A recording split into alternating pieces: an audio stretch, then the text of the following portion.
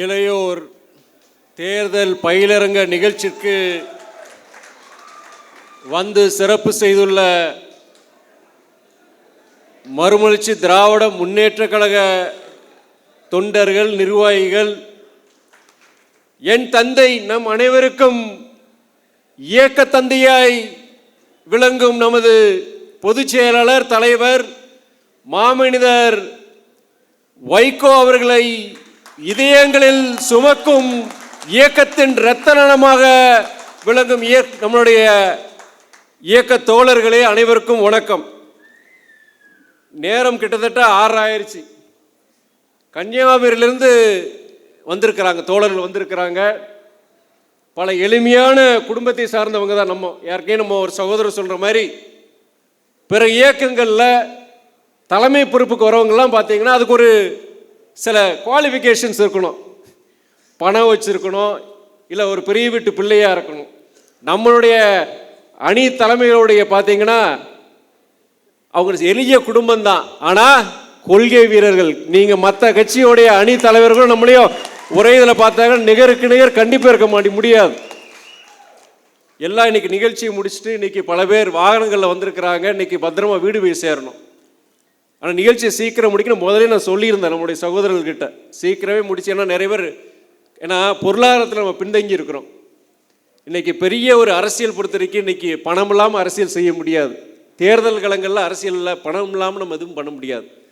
நம்ம இயக்கத்தோழர் பார்த்தீங்கன்னா இருக்கிற அந்த இன்னைக்கு குடும்ப செலவுகள் எல்லாம் இருக்குது. இன்றைக்கி மிச்சத்தை இன்றைக்கி கட்சிக்கு செலவு பண்ணுறாங்க. இந்த நிகழ்ச்சி ஆரம்பிக்கும் போது கூட பட்டியல் போட்ட என்ன சொன்னாங்க, நல்லா சிறப்பாக செய்யணும்னு சொன்னாங்க. நம்முடைய சிராஜ் மஹாலில் இன்றைக்கி நல்லா சிறப்பாக செஞ்சுட்டு இருக்கிறோம். அப்போ அந்த செலவு பட்டியல் நான் கேட்டேன். நான் செலவெல்லாம் யார், கட்சி இந்த பணம் ஒத்த காசு கட்சி கொடுக்கல. இந்த இயக்கத்தினுடைய அணி இருக்காங்க இல்லையா, மாணவர் அணி, இளைஞர் அணி, இணையதள அணி, பொறியாளர் அணி, தொண்டர் படை, ஆபத்து உதவுகள் அணி, இவங்க எல்லாரும் சேர்ந்து வசூல் பண்ணி தான் இன்னைக்கு இந்த நிகழ்ச்சியை நடத்துகிறாங்க. இது எந்த கட்சியில் பண்ண முடியுமா? தான் இன்றைக்கி காலகட்டத்தில் இவ்வளோ பெரிய கூட்டத்தை, இளைஞர் கூட்டத்தை வர முடியுமா, கூட்டிகிட்டு வர முடியுமா பணம் இல்லாமல்? அப்போ அந்த செலவு பட்டியல் பார்க்கும்போது கூட அதில் இவ்வளோ ரூபான்னு போட்டிருந்தாங்க. அப்போது உணவுக்குன்னு போட்டு 2 லட்சம் போட்டிருந்தாங்க. 2 லட்சம் போட்டுட்டு நான் சொன்னேன், என்ன உணவு? கிட்டத்தட்ட ஒரு 700 பேர் 600 பேர் வருவாங்கன்னு எதிர்பார்த்தாங்க. ஆனால் இன்றைக்கி 1000க்கும் மேற்பட்டவங்க இன்றைக்கி மண்டபத்துக்குள்ளே இருக்கிறாங்க. அப்போ அந்த உணவு பட்டியல் சொல்லும்போது நான் என்ன சொன்னாங்கன்னா, நான் என்ன கேட்டேன், நான் என்ன கொடுக்க போகிறீங்க, ஒரு ஆளுக்கு எவ்வளோ, ஒரு இலைக்கு எவ்வளோ சாப்பாடுன்னு கேட்கும்போது, ஒரு இலைக்கு கிட்டத்தட்ட ஒரு 200 ரூபா வரும். 200 ரூபாய்க்கு என்ன சாப்பிட போகிறீங்க? நானே டூரில் போகும்போது 2 தோசை 100 ரூபாய்க்குள்ளே முடிச்சுக்கிறேன் அப்படின்னு சொன்னேன். நான் இல்லைல்ல, சிக்கன் பிரியாணி, சிக்கன் 65 இதெல்லாம் போடுறேன்னு சொல்லும்போது நான் சொன்னேன், இது ஒரு கருத்து பயிலரங்கம். எதுக்கு நம்ம பிரியாணி இல்லாட்டி வராமல் இருக்க போகிறாங்க நம்ம பசங்க, எல்லாம் வரப்போகிறாங்க. செலவை குறைங்க. அதில் ஏதாவது ஒரு 50,000 1 லட்சம் மிச்சமாச்சுன்னா ஏதோ நம்ம கட்சிக்கார குடும்பத்துக்கு, ஏதோ கஷ்டப்படுற குடும்பத்துக்கு கொடுக்கலாமேன்னு சொல்லிட்டு தேவையில்லாத இந்த செலவுகள்லாம் தவிர்க்கணும். குவார்ட்டரும் பிரியாணியை கூட்டுற கூட்டம் நம்ம மதிமுக கூட்டம் கிடையாது. அதே மாதிரி செலவை குறைங்கன்னு சொல்லிட்டு சொன்னேன். ஆனால் கடைசி வரைக்கும் நம்ம ஆளுங்க பிடிவாதமாக இல்லைல்ல, நம்மளுடைய பசங்க வராங்க, கண்டிப்பாக உணவு சிறப்பாக கொடுக்கணும்னு சொல்லிட்டு இரவு உணவு நல்லா சிறப்பாக தான் செஞ்சுருக்கிறாங்க. இரவு உணவு, மத்தியான உணவா? இரவு உணவு தானே.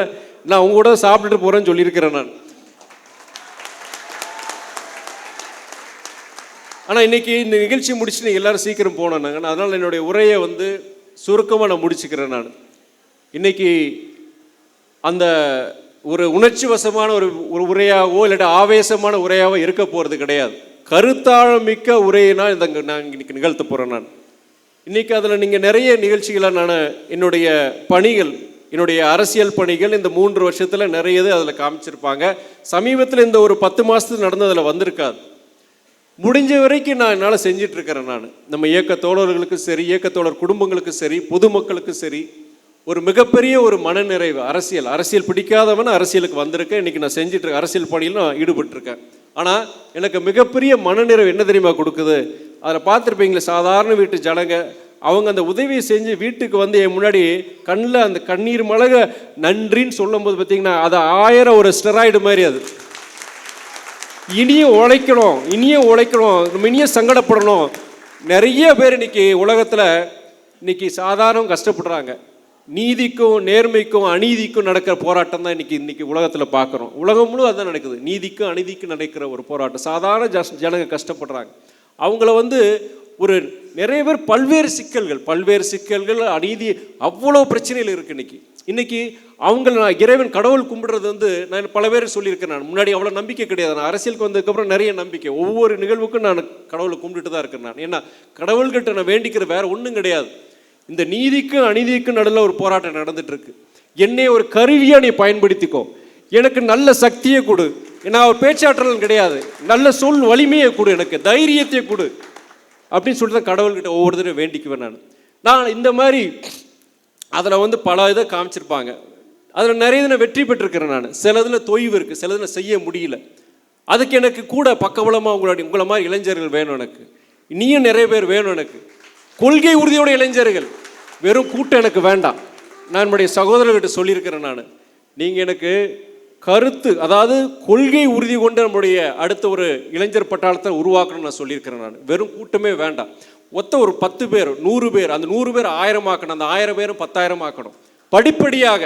அவங்களுக்கு அதுக்கு என்னென்னா, அதுக்கு நான் நம்மளுடைய அணி தலைமை கிட்ட நான் பல பேர் சொல்லியிருக்கேன், பல தடவை சொல்லியிருக்கேன். என்ன சொல்லியிருக்கிறேன்னா, நீங்கள் இந்த மாதிரி நம்முடைய பசங்க இளைஞர்கள் சேர்றாங்க, மாணவர்கள் சேர்றாங்க, இணையதள அணியில் சேர்றாங்க, பொறியியல் அணியில் சேர்றாங்க. அவங்க பசங்கிட்டலாம் ஃபஸ்ட்டு நம்மளுடைய கொள்கைகள், திராவிட இயக்கங்கள் கொள்கைகள் என்ன, நம்ம முன்னோர்கள் எதுக்கெல்லாம் கஷ்டப்பட்டாங்க, எதுக்காண்டி இந்த திராவிட இயக்கங்கள் தொடங்கப்பட்டது, அதை முதல்ல புரிய வைங்க. நீங்கள் புரிய வச்சு நீங்கள் இன்றைக்கி பரவாயில்ல, சும்மா பேருக்காண்டி நம்மளுடைய ஒரு உறுப்பினர்கள் யாரையும் சேர்க்காதீங்க. நீங்கள் பேருக்காண்டி ஒரு இதுக்காண்டி சேர்க்க வேண்டாம். எண்ணிக்கை கம்மியாக இருந்தால் கம்மியாக இருக்கட்டும். ஆனால் ஒரு காலகட்டத்தில் ஃபஸ்ட் நம்ம இயக்கத்தோட கட்டமைப்பு, இங்கே இருக்கிற அணிகளுடைய கட்டமைப்பு, அதை முதல்ல நம்ம ஸ்ட்ரென்தன் பண்ணணும், வலுப்படுத்தணும். ஏன்னா இனியும் நம்ம களத்துக்கே போகலை. தயவுசெய்து தெரிஞ்சுக்கோங்க, இனியும் களத்துக்கு போகலை. நம்ம அதுக்கும் ஒரு காலம் வரும். ஆனால் அந்த காலம் வர்றதுக்கு முன்னாடி நம்மளோட கட்சியோடைய மறுமலர்ச்சி திமுகவுடைய அந்த கட்டமைப்பை வலுப்படுத்தணும். அதுக்கு பெரிய ரொம்ப நம்பர்ஸ் எல்லாம் வேண்டாம். ஸ்பார்ட்டாவின் 300 போல எனக்கு ஒரு 3000 பேர் இருந்தால் போதும். எனக்கு 3000 பேர் இருந்தால் போதும். அந்த களம் ஒரு நாள் வரும். இன்னைக்கு இல்லை, நாளைக்கு இல்லை, 1 வருஷம் ஆகும், 2 வருஷம் ஆகும். ஆனால் ஒரு காலகட்டத்தில் அந்த காலம் வரப்போகுது. அப்போ எனக்கு ஒரு 3000 பேர் வேணும். எனக்கு இந்த அரசியல் காலத்தில் எப்படி நம்ம பண்ணணும் எனக்கு தெரியும். அதுக்கு வியூகத்தை வகுத்துட்டு இருக்கேன். இன்னைக்கு நமக்கு இன்னைக்கு கட்சி ஒரு ரிகவரி ப்ராசஸில் இருக்குது. நம்ம கட்சி யாருக்கே நம்ம பூமி என்ன சொன்ன மாதிரி ஒரு தொய்வான நிலைமையில் இருந்து, இப்போ கிடையாது, ஒரு 10 வருஷமாகவே தொய்வான நிலைமையில் இருந்தது. ஒரு 3 வருஷத்துக்கு முன்னாடி பெரிய ஒரு கேள்விக்குறி, இந்த கட்சி இருக்குமா, இன்னொரு கட்சியோட சேர்த்துடலாமே, செஞ்சிடலாமே, இந்த கட்சி எதுக்கு இருக்குது, அப்படி பல்வேறு விவாதங்கள். ஆனால் இன்னைக்கு ஒரு நம்பிக்கை வந்திருக்கு. இந்த கட்சி ஃபீனிக்ஸ் பறவை போல திரும்பி வந்துருச்சுங்கிறத நம்ம பதிச்சிருக்கோம். நம்ம அரசியல் களத்தில் பதிச்சிருக்கோம். மறுமலர்ச்சி திராவிட முன்னேற்ற கழகம் இல்லாத ஒரு அரசியல் களம் இல்லை என்கிறத நம்ம பதிவு பண்ணியிருக்கோம். ஆனால் இது ஆரம்பம் தான். This is just the beginning தான் நான் சொல்லுவேன். நான் தயாராகணும். என்ன பாராட்டுறாங்க, எல்லாரும் பாராட்டுறாங்க. நான் இனிய ஒர்க் இன் ப்ராக்ரஸ் தான் சொல்லுவேன். நான் இனிய முழுமையான அரசியல்வாதி இனிய நான் ஆகலை. நான் வெறும் கிண்டர் கார்டன் நான் சொல்லுவாங்க, அவன் எல்கேஜின்னு சொல்லுவாங்க. நான் எல்கேஜி தான் அரசியலில். எல்கேஜில இருந்துட்டு இவ்வளோ சாதிக்கும் போது நான் அடுத்து இனி 2-3 வருஷத்துக்கு என்ன சாதிப்பேன்னு உங்களுக்கு எல்லாருக்கும் நடக்கும். நான் எனக்காண்டி கிடையாது, இந்த இயக்கத்துக்காக. இத்தனை பேர் ஒரு நம்பிக்கை வச்சிருக்கீங்கல்ல, முதன்மை செயலாளர் தலைவர் வைகோன் மகங்கிற ஒரு நம்பிக்கை வச்சிருக்கீங்களே, இந்த நம்பிக்கைக்கு பாத்திரமா நான் நடந்துக்கிறேன். நான் எனக்கு சில சமயம் தொய்வுகள் வரும். எனக்கு ஒரு மாதிரி எனக்கு சோர்வு வரும். உடல் ரீதியான சோர்வு, மன ரீதியான சோர்வு வரும். ஆனால் தலைவர் வைகோ பல கூட்டங்களில் பேசுவாங்க. அவங்களுக்கு அந்த எனர்ஜியை கொடுக்கறதே நம்மளுடைய மதிமுக தொண்டர்கள் தான். அந்த எனர்ஜி உங்கள் களத்துக்கு வரும்போது, உங்களோட நான் அந்த டூரில் போகும்போது, நம்மளோட இயக்க தோழலோடு கலந்து பேசும்போது ஒவ்வொரு நிகழ்வும் எனக்கு அந்த ஸ்டெராய்டு, அந்த எனர்ஜி எனக்கு கொடுக்குது. எனக்கு சமீபத்தில் முந்தா நாள் தஞ்சை மண்டலம் போயிருந்தேன், நேற்று திருச்சி மண்டலம். அவர் ஒரு சம்பவத்தை மாத்திரம் நான் குறிப்பிட்டு சொல்லணும். தஞ்சை மண்டலத்தில் அன்னைக்கு நிதி எழுப்பு உங்களுக்கு எல்லாருக்கும் தெரியும். நமக்கு வருகின்ற 2024 நாடாளுமன்ற தேர்தலுக்கு உண்டான நிதி திரட்டுறதுக்காண்டி இப்போது நம்ம டூர் போட்டிருக்கோம். முந்த நாள் தஞ்சை மண்டலத்தை சார்ந்த அந்த மாவட்டங்கள் நிதியை கொடுத்தாங்க. அப்போது ஒரு சம்பவம், அங்கே ஒரு ஒன்றியத்தை சார்ந்த ஒரு அவைத்தலைவரும், அந்த ஒன்றிய அவைத்தலைவரும் ஒன்றிய இளைஞரணி செயலர் 2 பேரும் வந்தாங்க. அப்போ வரும்போது நம்ம அந்த மாவட்ட செயலர் இருந்துக்கிட்டு நம்ம தமிழ்ச்செல்வன் இருந்துக்கிட்டு என்ன சொன்னார்னா, இவருக்கு வந்து இவருக்கு வந்து என்னோட மனைவி வந்து கேன்சர் இறுதி ஸ்டேஜ், கடைசி எப்போ வேணால் மரணிக்கலாம் அப்படின்னு சொன்னாங்க. இவர் வந்து பொறுத்த வரைக்கும் அவர் இருதய பாதிப்பு, அவருக்கு வந்து இருதயமே 30% வேலை பார்த்துட்டு இருக்கு அப்படின்னு சொல்லும்போது ஆனால் ஆளை பார்த்தா அப்படி இல்லை, நல்லா ஷேவ் பண்ணியிருக்கார், செஞ்சுருக்கிறார், அவளை ஆள் நல்லா இருக்கிறார். நான் கேட்டுறேன், நீங்கள் எல்லாம் டெஸ்ட்டில் இல்லை எல்லாமே பண்ணோம், செகண்ட் ஒப்பீனியனை வாங்கிட்டோம். அங்கேயுமே என்ன சொன்னாங்கன்னா, இல்லை அவர் வந்து 30% அவருடைய இருதயம் வேலை செய்யுது, அது வேறு எதையும் ஆப்ரேஷன் பண்ண முடியாது, உடம்பு தாங்காது அப்படின்னு சொல்லிட்டு இப்போ இயற்கை மருந்து சாப்பிட்டு இருக்காங்க. ஆனால் அவர் ஆளை பார்த்து அப்படி தெரியல. அவங்க 2 பேர் வந்துக்கிட்டு என்கிட்ட ஒரு 30,000 கொடுக்காங்க. ஐயா இந்த அண்ணன் தம்பி இந்த 30,000 எங்களுடைய ஒன்றியத்து சார்பாக அந்த நிதின்னு சொல்லிட்டு மேற்கொண்டு நாங்கள் முயற்சி பண்ணணும்னு சொல்லிட்டு சிரித்த முகத்தோடு கொடுத்தாங்க. அதுதான் மதிமுக. தலைவருக்காக அந்த இயங்குகிற இயக்கம். இந்த இயக்கம் நான் இன்னைக்கு இப்போ போன வாரம் ஒரு நிகழ்ச்சி, ஒரு 4 நாளைக்கு முன்னாடி ஒரு நிகழ்ச்சி, அப்போது நம்ம பம்மலை சேர்ந்த பிரவீன்குமார் ஒரு பகுதி செயலாளர், எனக்கு தெரியாது, நிகழ்வு தெரியாது. அப்போ அந்த பையன் சொல்லிட்டு இருக்கும்போது அந்த பிரவீன்குமார் தான் என்கிட்ட சொன்னாப்புல, அவங்களுக்கு திருமணத்தை வந்து தலைவர் தான் நடத்தி வைக்கிறாரு. திருமண நிகழ்ச்சி முடிஞ்சதுக்கப்புறம் அந்த பகுதியில் மிகப்பெரிய ஒரு கொடிக்கம்போ அங்கே நம்ம கொடி ஏற்றுறாங்க. தலைவர் தான் போய் கொடி ஏற்றுறாரு. அந்த நிகழ்ச்சி முடிஞ்சு அந்த வாகனத்தில் போய் அந்த கொடியேற்றத்துக்கு போகும்போது கீழே பார்க்குறாரு, அந்த மணமகன் பிரவீனோ அவர் மணமகளோ இருக்கிறாங்க, கீழே நிற்கிறாங்க. தலைவருக்கு ஒரே அதிர்ச்சி, என்னப்பா நான் தான்ப்பா கல்யாணத்தை நடத்தினா பின்னாடியே வந்துட்டு நீங்கள் மணமகன் இங்கே நிற்கிறீங்கன்னு. இல்லை, இது இவ்வளோ பெரிய கொடிக்கம்போ, இவ்வளோ பெரிய நிகழ்ச்சி, நாங்கள் கண்டிப்பாக இருக்கணும்னு சொல்லிட்டு நாங்கள் 2 பேர் வந்துட்டுன்னு சொல்லி தலைவருக்கு ஒரே நிகழ்ச்சி. உடனே இந்த கொடிக்கம்பத்தை இந்த கொடியை நான் இது பண்ணக்கூடாது, நீ பிரவீன் நீ வா, நீ ஏற்றுன்னு சொல்லிட்டு அந்த தம்பியை வச்சு அந்த கொடிக்கம்பத்தை கொடி ஏற்ற வச்சாங்க. இது மாதிரி பல்வேறு சம்பவங்கள். இன்னும் நம்ம இயக்கம் மாதிரி ஒரு இயக்கம் இன்னைக்கு தமிழ்நாட்டில் கிடையாதுங்க. நம்மளை மாதிரி ஒரு தலைவர், வைகோ மாதிரி ஒரு தலைவரும் கிடையாது, உங்களை மாதிரி தொண்டர்களும் தமிழ்நாட்டில் எந்த கட்சியிலும் கிடையாது. இதுதான் இது போன்ற நிகழ்வுகள் நான் அடிக்கடி அப்பப்போ ஒரு செய்தி எனக்கு வருது, ஒவ்வொரு தடையும் ஒரு செய்தி. அந்த செய்தியை அந்த நிகழ்வுகள் தான் எனக்கு அந்த உணர்ச்சியை கொடுக்குது. இந்த இயக்கத்துக்காண்டி, தலைவருக்காண்டி, உங்களுக்காண்டி நான் உழைக்கணுங்கிற அந்த உத்வேகத்தை கொடுக்குது. இன்னைக்கு இந்த இளையோர் தேர்தல் பயிலரங்குன்னு இதுக்கு தலைப்பு வச்சிருக்கிறாங்க. நான் என்னன்னா சமீபத்தில் இது எங்கிருந்து ஆரம்பிச்சது நான் சொல்கிறேன். நான் மொழிப்போர் வீர வணக்க நாள் கூட்டம் நான் திருச்சியிலவே பேச போகிறேன். நான் அப்போ இது ஒரு டெக்னிக்கல் சப்ஜெக்ட். மொழிப்போர்னா என்னென்ன நடந்தது அதெல்லாம் 1938 ஆரம்பிச்சிருக்கு அந்த மொழிப்போர். அப்போ அதுக்கு உண்டான விஷயங்கள் எல்லாம் படிக்கிறோம். நான் அப்போது தலைவருடைய ஒரு உரை, ஒரே ஒரு உரை தான், அந்த கிட்டத்தட்ட 1.5 மணி நேரம் 2 மணி நேரம் அந்த பேசியிருக்கிறார், அந்த மொழிப்போரை பற்றி பேசியிருக்கிறார். அந்த முழுமையை நான் படிக்கிறேன். எனக்கு 2 விஷயம். ஒன்று, அவ்வளோ அந்த மொழிப்போர் அந்த 100 வருஷ வரலாறை அந்த 2 மணி நேரம் பேச்சில் அந்த கொண்டு வந்துடுறார், தலைவர் கொண்டு வந்துடுறார். அது ஒன்று. 2வது, அந்த உரையில் பொறுத்த வரைக்கும் தமிழ் எதுக்காண்டி, இந்த தமிழ் மொழிக்காண்டி எப்படியெல்லாம் பாடுபட்டாங்க, எத்தனை பேர் செத்தாங்க, அத்தனை அன்னைக்கு லட்சக்கணக்கான இளைஞர்கள் போராடி இருக்கிறாங்க. பலாயிரக்கணக்கான பேர் துப்பாக்கி சூட்டில் இறந்துருக்கிறாங்க, தடியடியில் இறந்துருக்கிறாங்க, விஷ குடிச்சு செத்துருக்கிறாங்க, தீ குளிச்சிருக்கிறாங்க. இதெல்லாம் நமக்கு தெரியாது. 1938-39, 1948-49, 1964-65, இந்த 3 மொழிப்போர் தான் மிக முக்கியமான மொழிப்போர். தம்பிமார்கள் இங்கே வந்திருக்கவங்க எல்லாருக்கும் சொல்கிறேன், தயவு செய்து பொறுமையாக கேளுங்க. நீங்கள் ஒரு 15 நிமிஷம் பேச போகிறேன், கருத்தாளமிக்க ஒரு பேச்சு. நான் அதில் பாதிக்கப்பட்டிருக்கேன். அதை கேட்டு அதே பாதிப்பு இங்கே உங்களுக்கு வர்றீங்க வந்திருக்கவங்களுக்கு தெரியுங்கிறதுக்காண்டியே நான் பேச போகிறேன். 15 நிமிஷம் இதெல்லாம் பார்க்கும்போது ஒவ்வொரு சம்பவம், அந்த தீக்குளிச்ச அந்த குடும்பங்கள், அந்த தீக்குளிச்ச அந்த தொண்டர், அந்த தியாகிகள், ஒவ்வொரு நிகழ்ச்சியும் பார்க்கும்போது எனக்கு மனசுக்குள்ள ஒரு நான் ஒரு அரசியல்வாதி குடும்பம், ஒரு திராவிட குடும்பத்திற்கு நான் ஒரு பெரிய தலைவருடைய பையன்தான். ஆனால் தமிழ் மொழிக்காண்டி போராடினது எனக்கு நல்லதுன்னு எனக்கு தெரியும். ஆனால் அதில் இவ்வளோ விஷயங்களா, இவ்வளோ தியாகங்களா அப்படின்னு பார்க்கும்போது அந்த தாக்கம் எப்போ வந்ததுன்னா, அந்த முழுமையாக அந்த உரையை படிக்கும்போது தான் எனக்கு அந்த தாக்கம் வந்தது. என்ன மாதிரி தான் நீங்கள் அத்தனை பேர் இருப்பாங்க. 40 வயசுக்கு மேலே இருக்கவங்களுக்கு இருக்கும், ஆனால் 40 வயசுக்கு உள்ளே இருக்கிறவங்களுக்கு அதை பற்றின வரலாறே தெரியாது. இன்றைய இளைய தலைமுறைக்கு ஒன்றும் கிடையாது. அவன் தமிழ் மொழி எதுக்குன்னு, இந்திய ஆதிக்கம் எதுவுமே அவனுக்கு தெரிய மாட்டேங்கி. எதுக்காண்டி செத்தாங்க, ஈழத்தை பற்றியே மறந்துட்டோம் இன்னைக்கு. அதனால் அந்த வரலாறு அது எதுக்காண்டி இவ்வளோ சங்கடப்பட்டாங்க, இன்னைக்கு அது இல்லை, நம்ம கிடையாது. பெரியார் இல்லைன்னா நம்ம கிடையாது, அண்ணா இல்லைன்னா நம்ம கிடையாது, திராவிட இயக்கம் இல்லைன்னா இன்னைக்கு தமிழ்நாடு கிடையாது.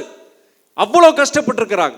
இன்னைக்கு இன்னொன்று சொல்கிறேன், இன்றைக்கி ஐடி ஃபீல்டில் இன்றைக்கி உலகம் ஃபுல்லாக இருக்கிறாங்க, உலகம் ஃபுல்லாக நம்ம சாஃப்ட்வேர் எம்ப்ளாயிஸ் இருக்கிறாங்க. இன்றைக்கி மருத்துவம், எல்லாத்துலேயும் நம்மளுடைய தமிழக மாணவர் கோல வச்சுட்டு இருக்கிறாங்க. இது காரணம் என்ன? நம்மளோட ஆங்கில புலமை. அதுக்கு காரணம் இருமொழி கொள்கை. அவன் வடநாட்டுக்கார மாதிரி நம்ம மும்மொழி கொள்கையை வச்சுருந்தாங்கன்னா இன்றைக்கி இந்த ஆங்கில புலமை நமக்கு வந்திருக்குமா, எனக்கு வந்திருக்குமா, உங்களுக்கு வந்திருக்குமா? இதெல்லாம் சாத்தியமே ஆயிருக்காது. அந்த ஆங்கில புலமை இருக்க போய் தான் இன்றைக்கி நம்ம தமிழ்நாடு சரி, நம்மளுடைய தமிழ்நாட்டுடைய இளைஞர்கள் சரி இன்றைக்கி நல்ல இடத்துல இருக்கிறோம். இன்றைக்கி அவன் இன்றைக்கும் என்ன சொல்கிறான், பிஜேபிக்காரன் இன்றைக்கி சென்ட்ரல் கவர்மெண்ட்டு அவன் என்ன சொல்கிறான், மும்மொழி கொள்கையை கொண்டு வரணும்னு சொல்கிறான். அவன் மும்மொழி கொள்கை தான் அவசியம்னு சொல்கிறான். புதிய கல்விக் கொள்கை நேஷ்னல் எஜுகேஷன் பாலிசி 2020 அவன் கொண்டு வந்துட்டான், அதை புகுத்திட்டு இருக்கான். அதில் என்ன சொல்கிறான்னா 2 மொழியா, அதாவது ஒன்று தாய்மொழியா அதில் இருக்கணும். அது நம்ம வரவேற்கிறோம். தமிழ் மொழி தாய்மொழியில் கற்றுக்கிறது நம்ம எல்லாரும் வரவேற்கிறோம். 2வது மொழி ஒரு இந்திய மொழியாக தான் இருக்கணும்னு சொல்கிறான். அந்த 2வது இந்திய மொழி கண்டிப்பாக கற்றுக்கணும்னு சொல்கிறான். அப்போ இதுக்கு முன்னாடி எப்படி இருந்ததுன்னா 2வது மொழி எந்த மொழியை வேணா இருக்கலாம். நீங்கள் ஃப்ரெஞ்சு படிக்கலாம், ஜெர்மன் படிக்கலாம், மேண்டரின் படிக்கலாம், ஜப்பானிய மொழி படிக்கலாம், எது வேணா. ஆனால் இப்போ என்ன சொல்கிறான்னா அந்த 2வது மொழி வெளிநாட்டு மொழியாக இருக்கக்கூடாதான். அது கண்டிப்பாக அப்போ என்ன பண்ண முடியும்? நம்ம கன்னடம் படிக்க போகிறோமா, மலையாளம் படிக்க போகிறோமா, தெலுங்கு படிக்க போகிறோமா, வேறு வழி இல்லாமல் ஹிந்தியை படிக்க போகிறோம். அதை தான் மறைமுகமாக, இது யாருக்கும் தெரிய மாட்டேங்க. அவன் சொல்கிறான் பிஜேபிக்காரன், ஏங்க மொழி கற்றுக்கிற நல்லதாங்க, இன்னொரு மொழி கற்றுக்கிற நல்லதான்னு சொல்கிறேன். நான் கேட்குறேன், அந்த இன்னொரு மொழி ஏன் இது பிரெஞ்சாக இருக்கக்கூடாது, ஜெர்மனாக இருக்கக்கூடாது? இன்னைக்கு குளோபலைசேஷன் பற்றி பேசுகிறோம், உலகமயமாக்கல் பற்றி பேசுகிறோம். இன்னைக்கு மேக் இன் இண்டியா கோ குளோபல்னு சொல்கிறோம் நம்ம. அப்போது வேற்று மொழிகள் கற்றுக்கிறது, வேற்று நாட்டு மொழிகள் கற்றுக்கிறது நல்லது தானே? இன்றைக்கி நம்ம பசங்க எல்லா இடத்துலையும் இருக்காங்க. யூரோப்பில் இருக்கிறாங்க, அமெரிக்காவில் இருக்கிறாங்க, சைனாவில் போய் தொழில் பண்ணுறாங்க, இன்றைக்கி உலகம் முழுவதும் இருக்கிறாங்க. அப்போ ஒரு உலக மொழி கற்றுக்கிறது நல்லது தானே? நான் அதே கேள்வி கேட்குறேன், ஏங்க நீங்கள் தடுக்கிறீங்க ஒரு மொழியை கற்றுக்கிறதுக்கு? அவன் சொல்கிறான்ல ஹிந்தி மொழி கற்றுக்கிற நல்லதுன்னு. இன்னைக்கு இந்தியா விட்டு வெளியே போனால் சமஸ்கிருதம் ஹிந்தியை வச்சு சமாளிக்க முடியுமா நம்மளால்? அதே தான் இன்னைக்கு அவங்க பிரச்சாரமே என்ன? ஹிந்துஸ்தான், ஹிந்து, ஹிந்தி. இதுதான். நீ வடநாட்டுக்கு போனால் கோஷமே தான். நம்ம இங்கே என்ன சொல்கிறோம், தமிழ் வாழ்கள்னு சொல்கிறான். அவன் என்ன சொல்கிறான், ஹிந்துஸ்தான், ஹிந்தி, ஹிந்துன்னு சொல்கிறான் அவன். இதுதான் அவங்களோட. இது நாளைக்கு எதிர்காலத்தில் நமக்கு பெரிய ஆபத்தில் கொண்டு போய் முடிக்கும். அவன் நம்ம தமிழ் மொழியை மெல்ல மெல்ல இது கொண்டு போய் ஆங்கிலத்தையே வேண்டான்னு சொல்கிறான். அவன் ஓப்பனாக சொல்கிறான், ஆங்கிலம் இருக்குது, வெள்ளக்கார மொழி, அது எனக்கே நமக்குன்னு ஓப்பனாக பிரச்சாரம் பண்ணுறான். இது இங்கே பண்ண மாட்டேங்கிறான், தமிழ்நாட்டில் அதை பண்ண மாட்டேங்கிறான். ஏன்னா நம்ம எதிர்ப்பு தெரியும். வடநாட்டில் சமீப காலமாக ஒரு 5 வருடமாக சொல்கிற பிரச்சாரம் ஆங்கிலம், ஆங்கிலேயர்கள் மொழி, அது அடிமைத்தளத்தின் அது ஒரு சாட்சியமாக இருக்குது. அது எதுக்கு நமக்கு? ஹிந்தி தான் நம்முடைய தாய்மொழி, அதை தான் ஆட்சி மொழி ஆக்கணும், அலுவல் மொழி ஆக்கணும் பிரச்சாரம் பண்ணுறான். அவன் படிப்படியாக என்ன நினைக்கிறான்னா ஆங்கிலத்தை எடுத்துட்டு ஹிந்தியை கொண்டு வர நினைக்கிறான். கொண்டு வந்து என்ன நடக்கும்னு யோசிச்சு பாருங்க. இன்னைக்கு எது இருந்தாலும் சரி, நீங்கள் ஐடி செக்டர் விட்டுருங்க, இன்றைக்கி மிடில் ஈஸ்ட் போகிறோம். இன்றைக்கி மிடில் ஈஸ்ட்டில் போய் பல பேர் தொழிலுக்கு போகிற செய்கிறோம். அங்கே கடாச்சும் போக முடியுமா? அங்கே பார்த்தீங்கன்னா உருது தான் இருக்குது. உருது அந்த அரபி மொழி தான் இருக்குது. அங்கே ஆங்கிலம் இல்லாமல் இன்றைக்கி இருக்க முடியாது. இன்றைக்கி ஆங்கிலத்தையே வேண்டாம் வேறு இருக்கணும்னு சொல்கிறாரு அமித்ஷாவே சொல்கிறார். அது மாத்திரமில்லை மொழி, அது அந்த மொழிக்காண்டி அத்தனை பேர் இன்றைக்கி அத்தனை பேர் பல்லாயிரக்கணக்கு பேர் இறந்துருக்கிறாங்க. இறந்து அவனுக்கு அந்த வீட்டில் அந்த ஆள் இறந்தாருன்னா அந்த குடும்பம் என்ன ஆயிருக்கும் யோசிச்சு பாருங்கள். எத்தனை குடும்பங்கள் தெருவில் போயிருக்கும். இன்றைக்கி அந்த குடும்பங்கள் அவங்களோட இதில் தான் நம்ம இன்றைக்கி இருக்கிறோம். நம்ம அதனால் இந்த தமிழ் மொழிக்காண்டி இந்த வீரவணக்க நாள் கூட்டங்க ரொம்ப முக்கியமான கூட்டம். வருஷத்தில் ஒரு நாள் தான் நடக்கிறோம். இனி அடுத்த வர காலங்கள் பொறுத்த வரைக்கும் நம்மளுடைய இணையதளம் பொறுத்த வரைக்கும் எதுக்காண்டி இவங்க கஷ்டப்பட்டாங்க, தமிழ் மொழி இந்த இந்திய ஆதிக்கத்தை எடுத்து எதுக்கு நமக்கு இந்த தமிழ் மொழிக்காண்டி நம்ம எதுக்கு பாடுபடுறோம், எதுக்கு பாடுபட்டோம், இது இன்றைய தலைமுறை புரியிற மாதிரி நம்ம சிலதெல்லாம் கொண்டு வரணும். நீங்கள் மேடையில் இன்றைக்கி மேடை பேச்சே போச்சு. இன்றைக்கி மேடையில் இன்றைக்கி அந்த மேடை இதே கிடையாது, மேடை அரசியலே கிடையாது, எல்லாமே சோஷியல் மீடியாவில் வந்துருச்சு. அது இன்றைக்கி இருக்கிற யங்ஸ்டர்ஸ், இன்றைக்கி இருக்கிற ஜென்ரேஷன் பொறுத்த வரைக்கும் தமிழ் மொழி காக்கிறதுக்காண்டி அவ்வளோ செஞ்சாங்க. இன்றைக்கி அது தேவைங்கிறது நம்ம கொண்டு போடணும். அது ஒன்று. அடுத்த ரெண்டாவது விஷயம் ஈழத்தமிழர் பிரச்சனை. ஈழத்தமிழர் பொறுத்த வரைக்கும் நம்ம ஈழத்தமிழர் தான் நமக்கு கட்சி நிறைய பேர் ஒரு விமர்சனமே உண்டு. என்னென்னா தலைவர் வைகோ பொறுத்த வரைக்கும் தமிழ்நாட்டு பிரச்சனையை விட்டுட்டார், எல்லாமே ஈழத்தமிழர்னு சொல்லி ஒரு இதே உண்டு, ஒரு விவாதமே உண்டு. அது அப்படி செஞ்சுருக்கக்கூடாதுன்னு சொல்லுவாங்க. ஆனால் இன்றைக்கி 2009 அந்த இறுதி போர் முடிஞ்சதுக்கப்புறம் இன்றைக்கி யார் அதை கையில் எடுத்திருக்கிறாங்க? போலி தமிழ் தேசியவாதி தான் அதை கையில் எடுத்திருக்கிறாங்க. உழைச்சவெல்லாம் இங்கே இருக்கிறான். உழைச்சவன் செத்தவன் அதுக்காண்டி இதெல்லாம் நம்ம இங்கே இருக்கிறோம். ஆனால் 2009க்கு அப்புறம் அந்த இறுதி யுத்தம் முடிஞ்சதுக்கப்புறம் இன்றைக்கி வேறு அது வியாபாரமாக்கிட்டாங்க அந்த. ஆனால் இன்றைக்கும் போனீங்கன்னா அங்கே இலங்கைக்கு போனீங்கன்னா அந்த வடகிழக்கு மாகாணங்கள் நார்த் அண்ட் ஈஸ்ட் ப்ராவின்சஸ் போனீங்கன்னா அன்றைக்கி ஜனங்க வந்து ஒரு திறந்த வெளி சிறையில் தான் இருக்கிறாங்க. அன்றைக்கி இருக்கிற தமிழர்கள் ஈழத்தமிழர்கள் திறந்த வெளி சிறையில் தான் இருக்காங்க. நம்ம ஊருக்கார என்ன தெரியுமா, அங்கே டூர் போகிறான். நீங்கள் கொடைக்கானல் ஊட்டியோடு அங்கே ரொம்ப சீப்பாக இருக்கான். கொடைக்கானல் ஊட்டி போனால் 10,000 15,000 ஆகுது. நான் திருச்சியிலேருந்து மதுரையிலேருந்து ஃப்ளைட்டு பிடிச்சிட்டு போயிட்டு வந்தேன்னா அங்கே அங்கே இதோட நல்லா இருக்குன்னு சொல்லிட்டு நம்மளால் டூர் போகிறான். என் தெரிஞ்ச நண்பர்கள் சொந்தக்காரங்களே போயிருக்காங்க. வெக்கக்கேடு.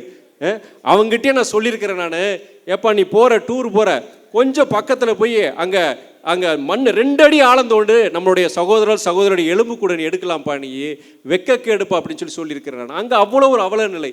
இனியும் வந்து அந்த ஈழத்தமிழர் இன்னைக்கு மேதகு கிடையாது, அந்த போராளிகள் இன்னைக்கு கிடையாது. ஆனால் இன்றைக்காவது ஒரு நாள் அங்கே தமிழீழம் மலர்ந்தே தீரும். அதுக்குண்டான அந்த நெருப்பு வந்து அணையாமல் பாதுகாக்க வேண்டியது நம்முடைய பொறுப்பு. இன்னைக்கு மே 17 இயக்கங்கள்லாம் உண்மையிலே போராடுறாங்க. சகோதரர் திருமுருகன் காந்தி போன்றவர்கள் நியாயமாக உண்மையிலே போராடுறாங்க. அவங்களோட சேர்ந்து நம்ம இயக்கமும் சரி. அந்த தமிழீழம் பொறுத்த வரைக்கும் என்றைக்கே ஒரு வரும். நம்ம தலைவர் வந்து அதாவது காமன் ராஃப், அதாவது பொது வாக்கெடுப்பு. ஒருத்தர் வந்து ஒரு நாடோ ஒரு நாட்டில் வாழ்கின்ற மக்களை பொறுத்த வரைக்கும் அவங்க வந்து ரைட் ஆஃப் செல்ஃப் டிட்டர்மினேஷன் சொல்லுவாங்க. நாங்கள் இந்த நாட்டில் இருக்கிறதுக்கு விருப்பப்படுறோம், இல்லைன்னா இந்த நாடு விட்டுட்டு நாங்கள் தனியாக ஒரு நாடு அமைக்க விருப்பம்னா அது யுனைடெட் நேஷன்ஸ் மூலியமாக அது வாக்கெடுப்பு நடத்தி அதுக்குண்டான முடிவு எடுப்பாங்க. என்னைக்கே ஒரு நாள் அது யார் முதல்ல சொன்னா தலைவர் வைகோ தான் சொன்னது. அது என்னைக்கே ஒரு நாள் சாத்தியமாகும். அது வரைக்கும் என்னன்னா ஈழத்தமிழர்களுக்காண்டி என்றைக்கே ஒரு நாள் நம்ம அது உயிரோட வச்சிருக்கணும். அதுவுமே நம்ம பொறுத்த வரைக்கும் இணையதளம் மூலியமாக சோஷியல் மீடியா மூலியமாக என்ன நடந்துட்டு இருக்கு, இப்போ இலங்கையில் என்ன நடந்திருக்கு, அங்களோட தமிழர்களுடைய நிலைமை என்ன, அதுக்குண்டானது நம்ம கண்டிப்பாக நம்ம கொண்டு போகணும். இதை உயிர்ப்போட வச்சிருக்கணும் நம்ம. அது 2வது விஷயம். இதுதான் முக்கியமான விஷயம் நான் சொல்லணும்னு நினச்சேன் நான். அது போக பொறுத்த வரைக்கும் இன்றைக்கி தீர்மானங்கள் வாசிச்சிருக்கு, முக்கியமான தீர்மானங்கள். அதில் முக்கியமாக வந்து தமிழக மீனவர்கள், உங்களுக்கு எல்லாருக்கும் தெரியும், இன்றைக்கி மீனவர்களை வந்து இலங்கைக்காரன் வந்து அடிக்கிறது வந்து ஒரு இதாகி போச்சு. ஆனால் சமீபமாக இந்த 2-3 வருஷமாக அதிகம், ஒரு மாதத்துக்கு குறைஞ்சபட்சம் 10 பேர் 20 பேர் அவன் வந்து பிடிச்சிட்டு போயிடுறாங்க. புதுசாக என்னென்னா அந்த கடல் கொள்ளையர்கள்னு சொல்லிட்டு யாருன்னே தெரியல, அவன் வந்து நம்ம மீனவர்களை அடிக்கிறான். அது இலங்கை அவங்களே கடற்படையே தயாரித்து சில பேருக்கு ஆயுதங்களை கொடுத்து நம்மளுடைய, ஏன்னா இலங்கை கடற்படை நம்மளை தாக்கும் போது நம்ம சொல்கிறோம், உடனே அரசாங்கம் ஏதோ சொல்கிறாங்க. ஆனால் இது யாருன்னே தெரியல, அவன் ஏதோ ஒரு மர்மமாக வந்து நம்ம படகுகளை உடைக்கிறான் செய்கிறான், நம்ம மீனவர்களை கொள்றான். இது வந்து புதிய ஒரு இது மாதிரி தொடர்ந்து சில நிகழ்ச்சிகள் நம்மளுடைய அந்த மீனவர் பகுதிக்குள்ளே போனீங்கன்னா அந்த ஜனங்க என்ன சொல்கிறாங்கன்னா, மீன்பிடிப்பு தொழிலே போக முடியாது போலுக்குள்ள, அடுத்து படிச்சுட்டு எங்கள் பிள்ளைகளை வந்து வேறு டாக்டரு வேறு ஏதாவது அனுப்பணும், இனிமேல் எல்லாம் பண்ண முடியாதுன்னு சொல்லிட்டு தமிழ்நாடு இருக்க மீனவர்கள் பொறுத்த வரைக்கும் பெரிய ஒரு இருண்ட காலம் தான் சொல்லுவோம் நம்ம. அதாவது பெரிய நாடு, ஒரு வல்லரசு நாடு இந்தியான்னு சொல்கிறோம் நம்ம. ஆனால் பக்கத்தில் இருக்க சுண்டக்கா இலங்கை நாடு கூட நம்மளால் கட்டுப்படுத்த முடியல. ஒரு கேவலமான விஷயம். இது வந்து மாநில அரசு இதுக்கு ஒன்றும் பண்ண முடியாது. மாநில அரசு வேணால் பிரதம மந்திரிக்கு வந்து கோரிக்கை வைக்கலாம், செய்யலாம், நம்ம ஆர்ப்பாட்டம் வைக்கலாம். ஆனால் இதை கட்டுப்பாட்டு கொண்டு வரணும், அதை ஒன்றிய அரசுனால தான் முடியும். வர்ற காலங்களில் வந்து அதுக்கு ஒரு நிரந்தர தீர்வு வேணால் அவங்களுடைய நம்ம சொல்லி மாளாது, அவ்வளோ கஷ்டங்கள். இன்றைக்கி நம்ம கட்சியிலே அத்தனை பேர் இருக்காங்க, மீனவர் குடும்பத்தை சார்ந்த அத்தனை பேர் இருக்கிறாங்க, அவ்வளோ ஒரு கஷ்டத்தை அனுபவிச்சுட்டு இருக்காங்க. அவங்கள வேறு போல நீங்கள் ராமேஸ்வரம்லாம் போனீங்க வச்சுக்கோங்களேன், அங்கே விவசாயம் கிடையாது. அங்கே ராமேஸ்வரம் ராம்நாடுலாம் போனீங்க விவசாயம் கிடையாது, வேறு தொழிற்சாலைகள் கிடையாது. அவங்க தெரிஞ்சது ஒன்றே இந்த மீனவர் தொழில் தான். காலையில் போனால் திரும்பி வருவானே தெரியாது, அவ்வளோ கஷ்டப்பட்டுருக்காங்க. அவங்களுக்கு உண்டான ஒரு எதிர்காலத்தை உருவாக்க வேண்டியது நம்ம கடமை. அது ஒரு முக்கியமான தீர்மானம் நம்ம நிறைவேற்றியிருக்கோம். வர்ற காலங்கள் அதுக்குண்டான கவனம் நம்ம அதிகமாக கவனம் செலுத்துவோங்கிற நான் சொல்கிறேன். நான் அடுத்து வந்து இன்னொன்று நம்ம சாதி மதவாத சக்திகள் சொன்னாங்க. இன்னைக்கு அரசியல் பண்ணுறதுக்கு வந்து பல வழிகள் இருக்குது. ஈஸியான வழி, டக்குன்னு போய் ஓட்டு வாங்கி ஒரு கட்சி ஆரம்பித்து ஓட்டு வாங்கி ஆட்சிக்கு வர்ற ரெண்டு விஷயம். ஒன்று மதத்தை வச்சு, இன்னொன்று ஜாதியை வச்சு. இதுதான் சூடேறும், டக்குன்னு சூடேறும். நான் அதை பண்ணிடுவேன், நாட்டை நல்லா கொண்டு வந்துடுவேன், வேலை வாய்ப்பு உருவாக்க, அதுக்கெல்லாம் எவனும் கேட்க மாட்டான். ஆனால் நம்ம ஜாதியை பற்றி நம்ம மதத்தை பற்றி எவனா ஒருத்தர் பேசினா வச்சுவோம், டக்குன்னு எல்லாருக்கும் தான் அதை வந்து அவன் அரசியல்வாதிகள் பயன்படுத்திக்கிறாங்க. இதுதான் வலதுசாரி அரசியல் நம்ம சொல்கிறோம். நம்ம உலகம் முழுவதும் இன்னைக்கு அமெரிக்காவிலேருந்து ஆரம்பித்து இன்னைக்கு இங்கே வரைக்கும் இந்தியா வரைக்கும் எல்லா இடங்கள்லையும் இந்த வலதுசாரி அரசியல் இருக்குது. நீங்கள் அமெரிக்காவில் போன ட்ரம்ப் மறுபடியும் ஜெயிக்க போகிறான்னு சொல்கிறாங்க. கேவலம். உலகத்தின் அதாவது வேர்ல்ட்ஸ் லார்ஜஸ்ட் டெமோக்ரஸின்னு சொன்னால் அமெரிக்காவை சொல்கிறாங்க. ஆனால் அங்கேயே பார்த்தீங்கன்னா ஒரு வலதுசாரி அரசியல் பேசுகிறோம் அன்றைக்கி ஜெயிக்க போகிறேன்னு சொல்கிறாங்க. காரணம் சோஷியல் மீடியா தான். ஏன்னா சோஷியல் மீடியாவில் வர்றது எல்லாமே உண்மைன்னு இன்றைக்கி நம்புகிறாங்க. இன்றைக்கி எங்கே அமெரிக்காலேயே நம்புகிறான். அதனால தான் ட்ரம்ப்புக்கு இன்றைக்கி அங்கே வாய்ப்புகள் ஜாஸ்தியாகிட்டு இருக்கு. அவன் என்ன சொல்கிறான் தெரியுமா ட்ரம்ப்? அங்கே இன்றைக்கி இங்கே இருக்கிற ப்ரௌன் ஸ்கின்ஸும் சரி கருப்புலாம் மொத்தத்து கருப்பனை ஆப்பிரிக்காவுக்கு அனுப்புனோம். நம்ம ப்ரௌன் ஸ்கின்ஸ் ஆசியர்கள்லேருந்து அவன் அங்கே அனுப்பு, இங்கே அவங்களுக்கு வேலை கிடையாதுன்னு சொல்கிறான். இவங்க வந்ததுனால தான் எல்லாச்சிரு. நம்ம இங்கே நம்மளுடைய பேரை சொல்ல விரும்பல, பேரை சொல்லி நான் என்னுடைய தகுதியை குறைச்சிக்க விரும்பல. நம்ம தமிழ்நாட்டில் ஒரு முக்கியமான ஒரு அரசியல் தலைவர் சொல்கிறாரு, தமிழ் தேசியம் பேசுகிறாரு, எல்லாம் பேசுகிறாரு. இன்றைக்கி மற்றவங்களாம் இந்த தமிழ்நாட்டை விட்டு வெளியே போகணுன்னு சொல்கிறாரு. நான் ஒன்றே ஒன்று கேட்குறேன், ட்ரம்ப் அதான் அங்கே சொல்லிகிட்டு இருக்கேன். இங்கே இவங்களால நமக்கு வேலை வாய்ப்பு போச்சு, அது போச்சு, இதனால் இவங்களெல்லாம் வெளியனுப்புன்னு சொல்லிட்டு ட்ரம்ப் சொல்லிகிட்டு இருக்கான். இன்றைக்கி நீங்கள் அதே மாதிரி இங்கே போங்க, தலிபான், நீங்கள் ஆப்கானிஸ்தான் போங்க, அங்கே வேறு மாதிரி. இந்த மாதிரி ஊருக்கு இந்த மாதிரி ஒன்று மதத்தை வச்சு, ஜாதியை வச்சு, இல்லை இனத்தை வச்சு அரசியல் செய்கிறவங்க தான் இன்றைக்கி ஜெயிச்சுட்டு இருக்கிறாங்க இன்றைக்கி காலகட்டத்தில். இந்த 10 வருஷமாக அது நம்ம தமிழ்நாட்டிலே இருக்குது, இந்தியாவிலே இருக்குது. இந்த மதம் ஜாதியை கடந்து இன்றைக்கி அரசியல் விவாதங்கள் இருக்குன்னு நான் சொல்கிறேன். இப்போ நான் பேட்டிகள் கொடுக்கும்போது, கல்யாண வீட்டுகள், திருமணங்கள் போகும்போது நான் நிறைய ஆணும் பெண்ணும் கலந்துட்டு இருக்க அந்த கூட்டங்களில் சொல்கிறேன் நான், நீங்கள் திமுகன்னு பார்க்காதீங்க, அதிமுகன்னு பார்க்காதீங்க, மதிமுகன்னு பார்க்காதீங்க, காங்கிரஸ் பார்க்காதீங்க, இயக்கங்களையே விட்டுருங்க. ஜாதி மதம் என்ன இயக்கங்களோட விட்டுருங்க. ஆனால் நீங்கள் ஒரு நல்ல அரசியல்வாதியா என்ன செஞ்சார், என்ன சொன்னார், சொன்னதை செஞ்சாரா, இல்லை நல்லா செயல்படுவாரா, அந்த நம்பிக்கையை வச்சு ஒருத்தர் வாக்கு போடுங்க. அதுதான் அது. அந்த மாதிரி விவாதங்கள் மேடையில் ஏறி ஒரு அரசியல்வாதி பேசுகிறானா, ஜாதியை பற்றி பேசுகிறானா, மதத்தை பற்றி பேசுகிறான், யோ நிறுத்தியா, முதல்ல சொல்றியா, நீ என்ன எங்கள் கிராமத்துக்கு என்ன செய்வியா, அதை முதல்ல சொல்லியான்னு சொல்லிட்டு அந்த மாதிரி என்னைக்கு ஜனங்க கேள்வி கேட்க ஆரம்பிக்கிறாங்களோ அன்னைக்கு தமிழ்நாட்டில் அரசியலில் ஒரு மறுமலர்ச்சி நடைபெறுங்கிற சொல்கிறேன். நான் எல்லா இடங்களையும் சொல்கிறேன். அது வரவேற்கிறாங்க. நான் பேசும்போது பெண்கள் தலையசிச்சுட்டு கரெக்டாக பேசுகிறாரே அப்படின்னு சொல்கிறாங்க. இதுதான் இந்த விஷயத்தை நம்மளுடைய தோழர்கள், மாணவரணியாக இருக்கட்டும், இளைஞரணியாக இருக்கட்டும், இந்த மாதிரி விஷயங்களை ஜனங்களுக்கு புரியுற மாதிரி, ஜாதியை பற்றி பேசுகிறவன், மதத்தை பற்றி பேசுகிறான், அவனை வெளியேடு. அவனை நீங்கள் என்னைக்கு ஒரு கிராமத்தில் நடந்து ஒரு நிகழ்ச்சி நடக்குதோ, ஜாதியை பற்றி மதத்தை பற்றி பேசினாயா, அந்த ஊரில் அன்றைக்கி கல்லெறிஞ்சிட்டாங்கன்னு சொல்லி ஒரு ஊரில் நடந்தால் போதும், இனி 10 ஊரில் நடக்கும், 100 ஊரில் நடக்கும். தமிழ்நாடு முழுவதும் நாளைக்கு ஜாதியை வச்சு மதத்தை வச்சு அரசியல் பண்ண முடியாதுங்கிற ஒரு சூழ்நிலையை நம்ம உருவாக்கலாங்கிற நான் சொல்கிறேன். நான் அது முக்கியமான ஒன்று. அதுக்கு தான் நான் சொல்கிறேன், அதாவது வாழ்வுரிமை அரசியல், டெவலப்மெண்டல் பாலிடிக்ஸ்னு ஆங்கிலத்தில் சொல்லுவாங்க. ஜனங்களுக்கு என்ன தேவை? நீங்கள் 1008 கேள்விகள் இருக்குது. ஜனங்கள் போனால் எனக்கு மருத்துவம் சரியில்லை, எங்கள் ஊரில் ஆஸ்பத்திரி சரியில்லை, எங்கள் ஊரில் பொறுத்த வரைக்கும் எங்கள் ஊரில் கூடுதல் பஸ் வேணும், இந்த மாதிரி வாழ்வுரிமை பிரச்சனைகள், சிறந்த பள்ளிகள் வேணும், சிறந்த வேலை வாய்ப்புகள் உருவாக்குறது, இதை பற்றியான விவாதங்கள், அதை பற்றி பேசுங்க. ஏதோ குறை இருந்தால் சொல்லுங்கள், கட்சி நீங்கள் எங்ககிட்ட சொல்லுங்கள், ஆளுங்கட்சிக்கிட்ட சொல்லுங்கள். ஆனால் ஜாதி மதம் பற்றி விவாதங்கள் இருக்கவே கூடாது. இன்றைக்கி மோடி அதானே செய்கிறாரு. மோடி என்ன செய்கிறாரு? 9 வருஷத்துக்கு முன்னாடி என்ன சொன்னார்? வருஷத்துக்கு 2 கோடி புதிய வேலை வாய்ப்புகள் சொன்னார். இன்னைக்கு 9 வருஷத்தில் 18 கோடி புதிய வேலை வாய்ப்புகள் உருவாக்கி இருக்கணும். ஆனால் இன்னைக்கு அன்எம்ப்ளாய்மெண்ட் ரேஷியோ எவ்வளோ? 7.6%. இன்னைக்கு வேலையின்மை விகிதம் கிட்டத்தட்ட 7.6 விழுக்காடு. அதே மாதிரி என்ன சொன்னார்? பெட்ரோல் டீசல் விலை நான் வந்த பிறகு குறைப்பேன்னு சொன்னார். அவர் வரும்போது பெட்ரோல் விலை 72 ரூபா லிட்டரு, டீசல் 55 ரூபா. இது யாருக்கா தெரியுமா? நான் கேட்குறேன். நான் இதெல்லாம் மறந்துட்டோமோ அவர். ஆனால் ஆட்சிக்கு வந்ததுக்கு பிறகு படிப்படியாக தூக்கி இன்னைக்கு பெட்ரோல் விலையை விட கிட்டத்தட்ட 102 ரூபாயை, டீசல் விலையை 94 ரூபா. என்ன காரணம் சொன்னாங்க? சர்வதேச சந்தையில் கச்சா எண்ணெயோட விலை கூடிருச்சு. அவன் $100 வரைக்கும் போச்சு பீப்பா. ஆனால் இன்னைக்கு $80 கீழே குறைஞ்சிருச்சு. அது இந்தியா எங்கேருந்து வாங்குறாங்க? ரஷ்யா கிட்டேருந்து வாங்குறாங்க. ரஷ்யா கிட்டேருந்து வாங்குற எண்ணெயோடைய விலை என்னன்னு தெரியுமா? கச்சா எண்ணெய் வெறும் $60 தான். வெறும் $60 தான். நீங்கள் 9 வருஷத்துக்கு முன்னாடி கூட இந்த விலை கிடையாது. அப்போ 55 ரூபாய்க்கு 72 ரூபாய்க்கு வித்துட்டு இருந்தது. இதெல்லாம் யாருக்கு புரிய வைக்க போகிறாங்க ஜனங்களுக்கு? இன்றைக்கி என்னென்னா அதெல்லாம் மூடி மறைக்கிறதுக்கு. சமையல் கேஸ் எரிவாயு சிலிண்டர் 400 ரூபா வச்சோம், இன்றைக்கி கிட்டத்தட்ட 1000 ரூபா ஆயிடுச்சு இன்னைக்கு. இந்த மாதிரி விஷயங்கள். அதே மாதிரி விவசாயிகளுக்கு உண்டான வருமானத்தை இரட்டிப்பாக்கன்னு சொன்னார். ஆனால் என்னாச்சு? ஒன்றும் கிடையாது. இன்னைக்கு டெல்லியில் இந்தியா முழுக்க கிட்டத்தட்ட 1 லட்சம் விவசாயிகள் இன்னைக்கு கூட போகிறான். அடுத்து நீ 1 மாதத்தில் மாபெரும் ஒரு விவசாய போராட்டம் வெடிக்க போகுது. போன வருஷம் போராட்டத்தோடு இந்த வருஷம் போராட்டம் ரொம்ப ரொம்ப வீரியமாக இருக்குன்னு சொல்கிறாங்க. இன்னும் இந்த மாதிரி விஷயங்கள் எல்லாம் திசை திருப்புறதுக்கு ஜனங்களை ஏமாத்துறதுக்காண்டி இன்றைக்கி ராமர் கோயில், ராமர் சிலை, அது நம்மளால் நம்பிட்டு போய் சொந்தக்காரங்க இன்றைக்கி தேனியிலேருந்து ஒரு குடும்பம், எங்கள் சொந்தக்கார குடும்பம் அடுத்து ஒரு வாரத்தில் போக போகிறாங்களாம் அயோத்தியாவுக்கு ராமரை பார்க்க. என்ன பண்ணுறது? அது எல்லா இடத்துலையும் இருக்க, நம்ம மறுக்க முடியாது. இந்த மாதிரி சக்திகள், தீய சக்திகள், மதவாத சக்திகள் ஊடுருவிடுச்சு, மறுக்க முடியாது. திராவிட நாடு நம்முடைய தமிழ்நாட்டில் இந்த தீய சக்தியில் நுழைஞ்சிட்டா வேர் போட்டாமன். இனி எப்படி அடுத்து நம்ம இது மூட போகிறோம்? எல்லா இடத்துலையும் பார்க்குறோம். என் சொந்தக்கார மாதிரி உங்கள் வீட்டிலே எல்லாரும் இருப்பாங்க. ராமர் கோயிலுக்கு நான் அயோத்திக்கு போகிறேன்னு சொல்கிறவன் இருக்க தான் செய்வான். ஆனால் இதை தடுத்து நிறுத்தினோன்னா அதுக்கு நம்ம இயக்கத்தை விட்ட வேற எந்த இயக்கத்தையும் பார்க்க முடியாது. கொள்கை உறுதி, எதுக்கும் பயப்படுறது கிடையாது. அன்னைக்கு அண்ணன் செந்தில் சொன்னார், சிறையை பற்றி சொன்னார். உண்மையிலே எனக்கு பயம்லாம் கிடையாது. பயமா?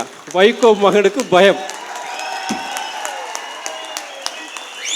ஏன்னா நிறைய பேர் தேர்தல் அரசியல் எனக்கு விருப்பம் இல்லை, தேர்தல் அரசியல் விருப்பம் இல்லை சொல்லிட்டு அன்னைக்கு ஒரு இன்னொரு அரசியல் இயக்கத்தை சார்ந்தவர் என்கிட்ட கேட்டார், ஏன் தம்பி நீங்கள் அப்படி சொல்கிறீங்க, தேர்தல் அப்பா தோத்துட்டார், கஷ்டப்பட்டார், அதை நினச்சி நீங்கள் ஏதோ கொஞ்சம் யோசிக்கிறீங்களா, பயப்படுறீங்களான்னு கேட்டார். பயம்ங்கிறது எங்கள் ரத்தத்திலே இல்லை, என் குல ரத்தத்திலே இல்லை. அதுக்காண்டி பயம் கிடையாது. ஒரு எம்பிங்கிற போது லட்சக்கணக்கான மக்கள் நம்மளை நம்பி ஓட்டு போட்டு ஜெயிச்சு வச்சு நம்ம அனுப்புகிறாங்க. அந்த நம்பிக்கைக்கு பாத்திரமாக நம்ம நடந்துக்கணுமே, அந்த நம்பிக்கைக்கு நம்ம அதை செய்யறமே. அவங்க நம்மளை இப்படி மதித்து செஞ்சு இப்படி அனுப்புகிறாங்களே, அதுக்கு எந்த விதத்துலேயும் ஒரு குறைபாடு வந்துடக்கூடாது. எனக்கு அந்த அளவுக்கு திறமைகள் இருக்கா, அந்த அளவுக்கு நான் செஞ்சிட முடியுமா இன்றைக்கி இருக்க கால சூழ்நிலைக்கு? ஏன்னா தலைவர் அங்கே வாஜ்பாய் கிட்ட இருக்கும்போது, அன்னைக்கு அவர் எம்பியாக இருக்கும்போது வாஜ்பாயுடைய வளர்ப்பு மாதிரி தான் பார்த்தாங்க எல்லாருமே. வாஜ்பாயோட ரைட் ஹேண்ட் மாதிரி தான் பார்த்தாங்க. எது நீட்டினாலும் கையெழுத்து போடுவார். ஆனால் இன்றைக்கி அந்த சூழ்நிலை கிடையாது. ஒரு நாடாளுமன்ற தொகுதிங்கிறது 6 சட்டமன்ற தொகுதி. 6 சட்டமன்ற தொகுதியிலே இருக்க அத்தனை பேரை நீங்கள் சந்தித்து, அத்தனை கிராமங்கள், நகரங்கள், அத்தனை பேரை நீங்கள் போய் செய்யணும். ஆனால் இன்றைக்கி ஒன்றிய அரசு, நம்முடைய தமிழ்நாடு அரசு முதற்கொண்டு அவங்க எந்த விதத்துலேயும் மக்கள் நலப்பணிகள் எதையும் செஞ்சிடக்கூடாது, தமிழ்நாட்டுக்கு எது நல்லது நடந்து நினைக்கும் போது என்ன கொண்டு வந்துட போகிறாங்க? போன 2 வருஷம் எம்பி ஃபண்டை நிப்பாட்டிட்டாங்க. கொரோனா காமிச்சு 2 வருஷம் எம்பி ஃபண்டை நிப்பாட்டிட்டாங்க. அப்படி இருக்கும்போது ஒரு ஏமாற்றம் வந்துருமே. நாளைக்கு வைகோ மகன் சொல்லிட்டு இது பண்ணிட்டு செஞ்சுட்டு நாளைக்கு அது கட்சிக்கு ஒரு களங்கம் வந்துடுமே, நம்ம இயக்க தோழர்கள் வருத்தப்படுறமாயிருமே, அந்த அளவுக்கு நம்ம சிறப்பாக செயல்பட முடியுமா அங்கிறது தான் பயம். தோல்வி பயம்லாம் அதெல்லாம் கிடையாது. அதாவது திருக்குறளே ஒன்று சொல்லுவாங்க, ஒரு திருக்குறள் ஒன்று உண்டு. அது என்ன சொல்கிறாங்கன்னா, அந்த குறள் என்ன சொல்லுதுன்னா, ஒரு காரியம் செய்கிறதுக்கு முன்னாடி ரொம்ப யோசிக்கணும், ஆனால் முடிவு செஞ்சதுக்கப்புறம் யோசனையே இருக்கக்கூடாது. அரசியலுக்கு வந்தாச்சு, அவ்வளோதான். இனி பின்னாடியெல்லாம் பார்க்குறேன், நான் சொல்லுவேன், அரசியலெல்லாம் பிடிக்காமல் இருந்த சொல்லுவேன். இனி அரசியலுக்கு வந்துட்டேன், இனி ஒன்று தான், வெற்றி பாதை ஒன்றே தான் இலக்கு. அந்த வெற்றி எப்போ வரும், எப்படி வருங்கிறது அதுக்கு நான் திட்டம் வச்சிருக்கேன் நான். ஏன்னா மகாபாரதத்தை ஜெயிச்சது வீரமத்திரம் கிடையாது, விவேகம் தான். இன்னைக்கு நம்ம பாஸ்கர சேதுபதி என்ன சொல்லும்போது, தலைவர் குதிக்க சொன்னால் குதிச்சிருவோம், நாங்கள் கிணத்துல தண்ணி இருக்கோ இல்லையோ குதிக்க சொல்ல. நான் அந்த மாதிரிலாம் கிடையாது, நான் அந்த மாதிரி குதிக்க சொல்ல மாட்டேன். உள்ள முத்து இருக்கணும், மீன் கிடையாது, முத்து இருக்கணும், இருந்தாதான் நான் குதிக்க வைப்பேன். நான்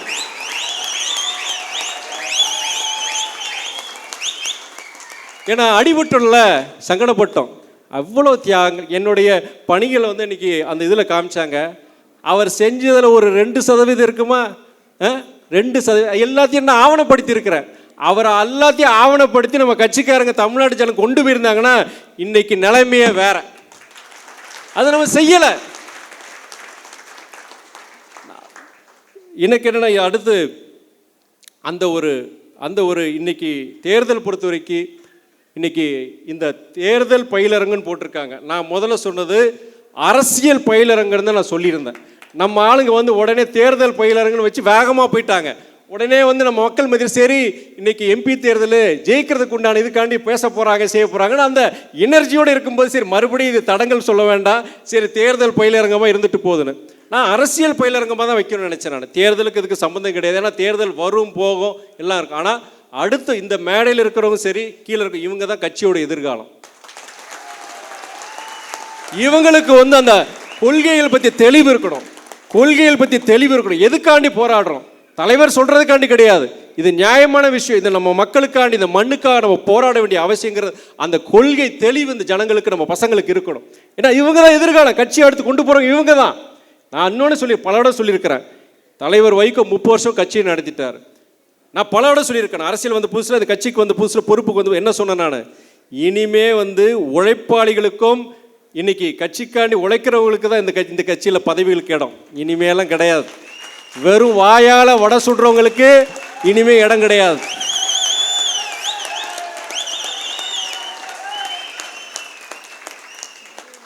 ஆனால் இன்னொன்று சொல்லிடுறேன் நான், யார் எந்த ஒரு ஒன்றிய செயலாக இருந்தாலும் கிளை செயலாக இருந்தாலும் சரி, இன்னைக்கு ஒரு சகோதரர் நம்மளுடைய இங்கே சிவகரி கார்த்திகேயன் எந்த முன்னறிவிப்பு இல்லை. அவர் மேடைக்கு வந்து சால்வை போடல் யாருமே சொல்லலை. எனக்கு டக்குன்னு ஒரு சொல்லும் போது சிவகாரி கார்த்திகேயன் யாரோ ஒருத்தர் பேசினார். முன்னாடி பேசின ஒரு பையன் யாரோ பேசினாப்புல. டக்குன்னு அவர் வந்திருக்காரு, நான் தெரிஞ்சுக்கிட்டேன். நான் அந்த பையன் பொறுத்த வரைக்கும் சாதாரண பெரிய வசதியான வீட்டு பையெல்லாம் கிடையாது. என்னை மாதிரி அவரும் இயற்கை ஆர்வலர், அவ்வளோதான். ஆனால் அங்கே மேற்கு தொடர்ச்சி மலையில், அங்கே சிவகிரி எங்கள் ஊர் தென்காசி மாவட்டம், அங்கே வந்து இயற்கை காடுகளை அழித்து அந்த சட்டத்துக்கு புறம்பாக செங்கல் சூளையில் வச்சு, அதாவது அவ்வளோ ஒரு ஒன்று கிடையாது ரெண்டு கிடையாது, பல செங்கல் சூளைகள் நிறைய பேர் மண் எடுக்கிறாங்க, செய்கிறாங்க. ரொம்ப அநியாயம் நடக்குது. அவருக்கு என்ன மாதிரி அவருக்கு ஒரு மனசுக்குள்ள ஒரு வேட்கை, இப்படிலாம் பண்ணுறாங்களே செய்கிறாங்கன்னு சொல்லிட்டு கம்ப்ளைண்ட் கொடுக்குறாரு. அது பொதுநல வழக்கு, அதாவது நம்முடைய பசுமை தீர்ப்பாயத்துக்கு வந்து ஒரு லெட்டர் போடுறாரு. அவங்க எல்லாம் எடுக்கிறாங்க, செய்கிறாங்க. அதுக்கப்புறம் சட்ட ரீதியான ஒரு நடவடிக்கை எடுக்கிறாங்க. அப்போ என்ன பண்ணுறாங்கன்னா, பக்கத்தில் இருக்கிற அந்த செங்கல் சூளைக்காரங்க எல்லாமே ஒரு மிரட்டல், கொலை மிரட்டல். இந்த மாதிரி கொலை மிரட்டல் மாத்திரம் கிடையாது, காவல்துறைக்கு தவறான ஒரு புகார், இவர் வந்து எங்களை மிரட்டுறாரு செய்கிறாருன்னு சொல்லிட்டு இவர் மேலே ஒரு புகார்.